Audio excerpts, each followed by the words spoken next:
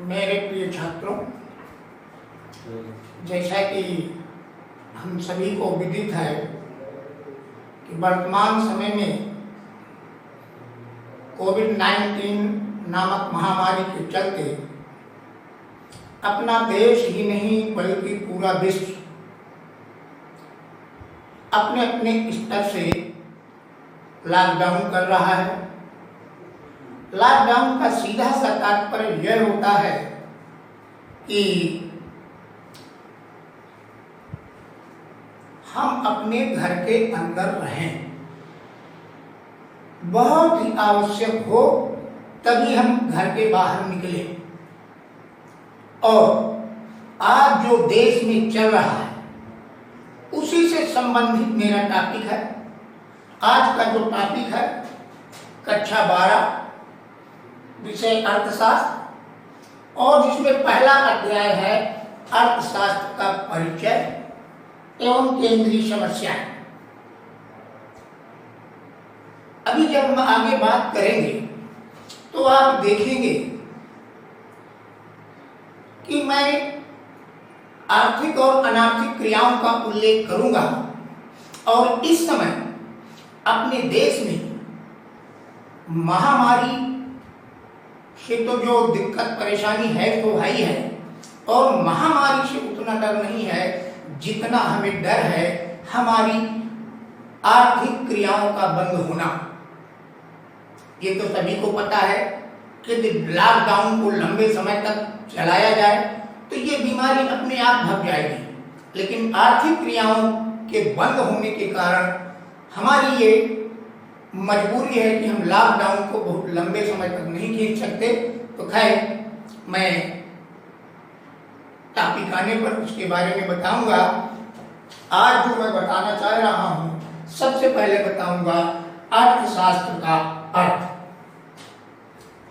तो बच्चों, सबसे पहले हमें यह जानना है कि व्हाट इज इकोनॉमिक्स, अर्थशास्त्र क्या है। तो मनुष्य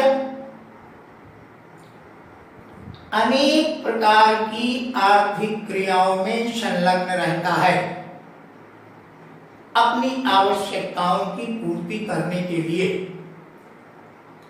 अपनी आवश्यकताओं की पूर्ति करने एवं धन कमाने के उद्देश्य से मनुष्य अनेक प्रकार की आर्थिक गतिविधियों में लगा रहता है।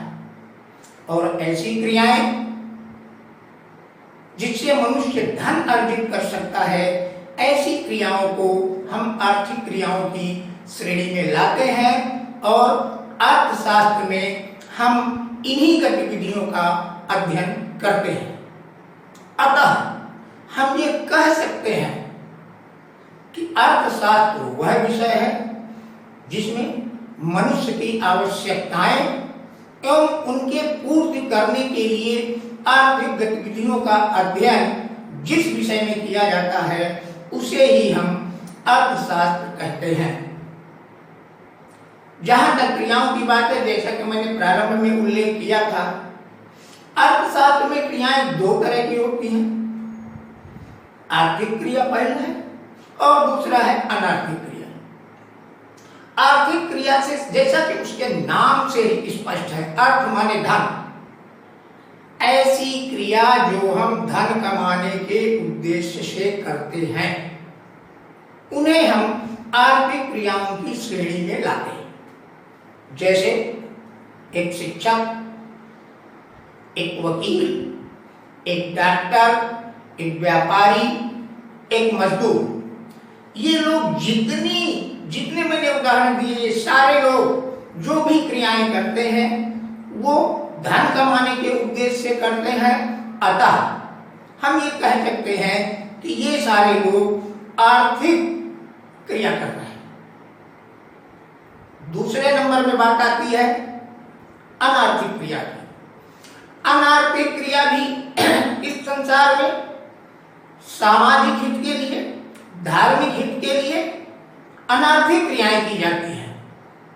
अनार्थिक क्रियाओं में धन की प्राप्ति नहीं होती, जैसे मंदिर में जाना, दान देना और असहाय की मदद करना, या किसी अंधे को सड़क पार कराना, ये अनार्थिक गतिविधियों की श्रेणी में आएगा। तो अर्थशास्त्र में कुल दो तरह की गतिविधियां होती हैं, क्रियाएं होती हैं, एक आर्थिक और एक अनार्थिक। आर्थिक क्रिया हम धन अर्जन करने के उद्देश्य से करते हैं और अनार्थिक क्रिया परोपकार के उद्देश्य से, समाज के हित के उद्देश्य से करते हैं। अब जो अगला बिंदु है, अर्थशास्त्र की उत्पत्ति का मूल कारण अथवा आर्थिक समस्या के कारण। तो छात्रों, मेरा मानना है कि आर्थिक समस्या उत्पन्न होने के दो कारण। पहला कारण होता है हमारी असीमित आवश्यकताएं और दूसरा कारण होता है सीमित साधन। इन्हीं के चलते, क्योंकि मनुष्य की आवश्यकताएं अनंत हैं, एक आवश्यकता के पूरी होते हुए ही भी दूसरी आवश्यकता का जन्म हो जाता है, तो हम कह सकते हैं कि मनुष्य की आवश्यकताएं अनंत हैं और उन आवश्यकताओं को पूरा करने के लिए जो मनुष्य के पास साधन है वो अत्यंत सीमित है।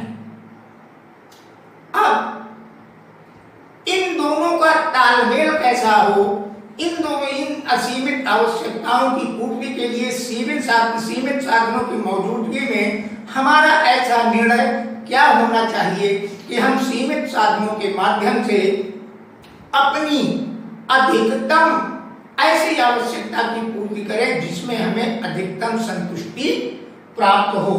और अर्थशास्त्र के अध्ययन से हमें यही शिक्षा मिलती है कि हम इन सीमित साधनों का प्रयोग करके हम अधिकतम संतुष्टि की प्राप्ति कैसे कर सकते हैं।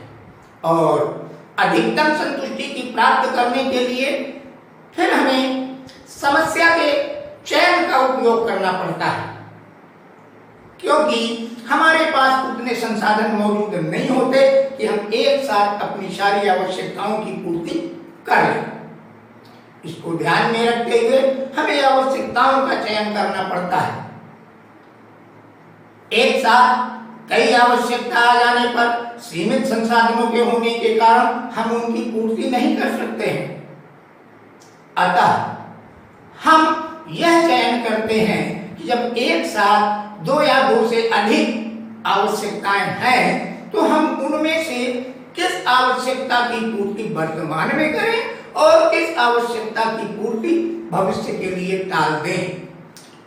इसी चयन को ही आर्थिक समस्या का चयन कहते हैं। इसके लिए मैं एक उदाहरण प्रस्तुत करना चाहूंगा। जैसे किसी छात्र के पास मात्र 1000 रुपए है।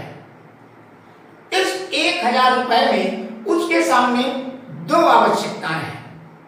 एक तो ये कि विद्यालय का नया सत्र प्रारंभ हो गया है, उसे कॉपी किताब की जरूरत है।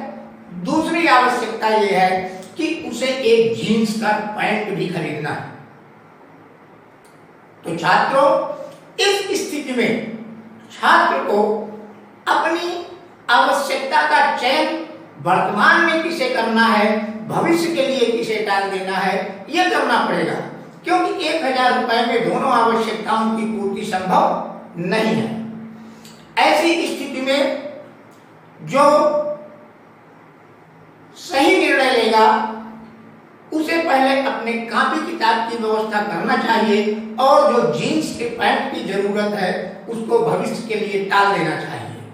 और आप लोग देखते होंगे कुछ घरों में कुछ लोगों की ऐसी आदतें होती हैं कि जेब में पैसा रहता है तो जो खर्च सामने आया उसको पहले कर देते हैं और फिर बाद में उससे भी ज्यादा जो आवश्यकता है उसके लिए वो परेशान रहते हैं।